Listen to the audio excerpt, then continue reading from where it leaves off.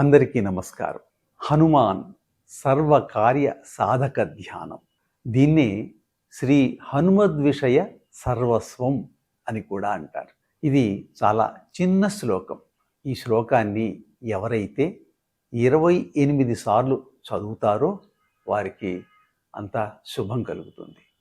108 సార్లు కూడా ధ్యానించగలిగితే అనుకున్న కార్యం వెంటనే నెరవేరుతుంది. అయితే ఆ చిన్న శ్లోకం తెలుసుకునే ముందు దాని అర్థం తెలుసుకుంటే మనకు ఆ శ్లోకాన్ని చదివేటప్పుడు ఎంతో ఆనందం కలుగుతుంది, మనకు నమ్మకం కలుగుతుంది. ముందు ఆ అర్థం తెలుసుకుందాం. ఈ శ్లోకంలో భావం ఏంటంటే, ఎంతటి అసాధ్యమైన పనినైనా సాధించగలిగిన శక్తి ఉన్నవాడవు. ఎవరు? ఆంజనేయుడు. ఓ ఆంజనేయ, నీకు సాధ్యం కానిది ఈ లోకంలో ఏముందయ్యా? రామునికి దూతగా వెళ్ళావు, అక్కడ రావణాసురుని వధించిన రాముడికి సాయపడ్డావు. సీతమ్మ విషయంలో సరైన తీరులో ప్రవర్తించిన వాడవు నువ్వు. చెప్పలేనంత జాలిగుణం ఉన్నవాడివి నువ్వు. అలాంటి నువ్వు నేను అనుకునే ఈ పనులు, ఈ చిన్న చిన్న పనులు నా కోసం సాధించి పెట్టడం నీకు ఏం కష్టమవుతుందయ్యా? కష్టం కాదు కదా.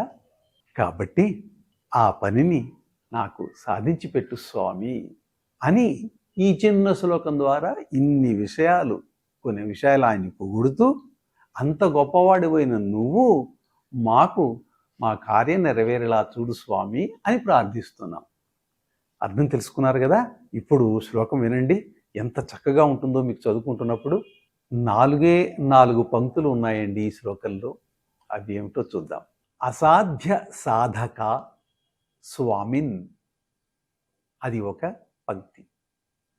అసాధ్యం తవకిం వద, అది 2వ పంక్తి. 3వ పంక్తి రామదూత కృపాసింధు, అది 3వది.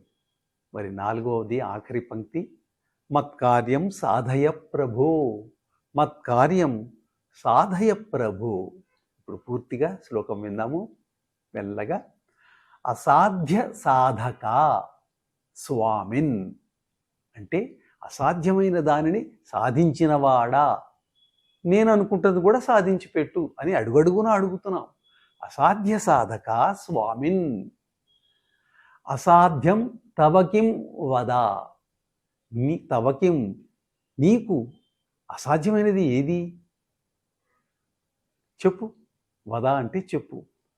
రామదూత, నీవు రామదూతవు, వెళ్ళి ఆయన చెప్పిన పనులన్నీ చేశావు.